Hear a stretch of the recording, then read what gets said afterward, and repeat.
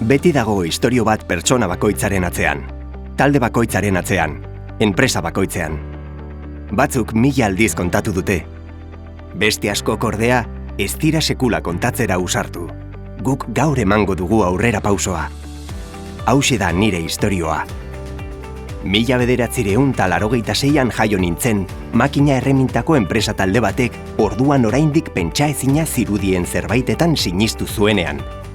Berrikuntza teknologikoan. Izen bat eman zidaten. Investigazionen I eta desarrolloren D-ari euskarazko eko atzizkia gehituta sortu nintzen. IDEKO, ikerketa eta garapenaren lekua. Elgoibar izan zen nire kokapena.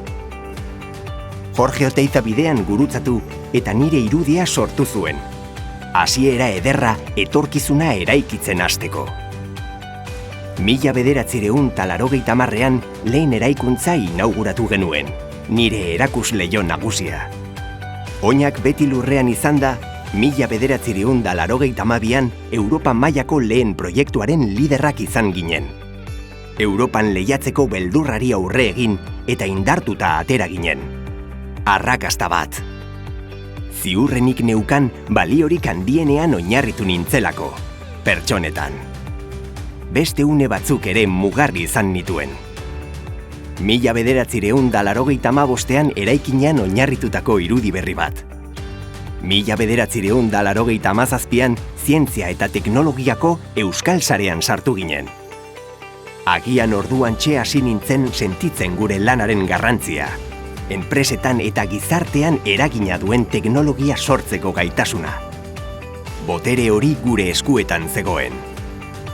Eta 2004an nagusiago egin nintzen. Bigarren mailako kooperatiba batean bihurtu nintzen. Taldean lan egitearen eredua definizioz. Taldea baita IDEKO definitzen duena. Berritu egin ginen.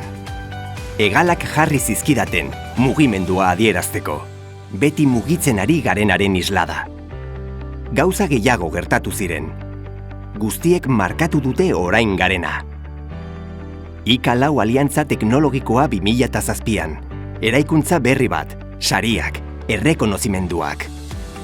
2012an nire logoak IK4ren aldeko apustua islatu zuen. Konturatu orduko, 2016an 30 urte bete nituen. Eta erantzun guztiak nituela uste nuenean, galderak aldatu ziren. Orain, 2019an IK4 marka alde batera utziko dut aliantza berri bat sortzeko. Basque Research and Technology Alliance, BRTA, beste 15 euskal zentrorekin elkartuko gaituena. Testuinguru honetan, nire historiako maila zientifikorik onenarekin posizionatu behar dut. Indarrez eta konfiantzaz, fabrikazio aurreratuko erreferentziazko zentro moduan.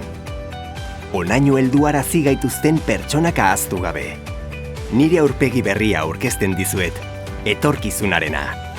Izan ere, IDEKOn etorkizunaren jatorria eraikitzen baitugu.